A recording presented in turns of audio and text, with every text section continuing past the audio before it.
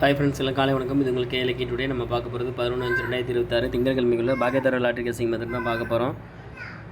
நம்ம சேனல் புதுசாக பார்க்குறவங்க சப்ஸ்கிரைப் பண்ணிக்கோங்க. இதில் வந்து டெய்லி ரிசல்ட் வச்சு மெத்தட் சொல்ல போகிறேன். இதில் என்ன மெத்தட் அப்படின்னா, ஏ போடியும் பி போடியும் கூட்டுறோம். அதில் வரக்கூடிய ஆன்சர் அதுலேருந்து 2 ப்ளஸ் பண்ணுறது மெத்தடு.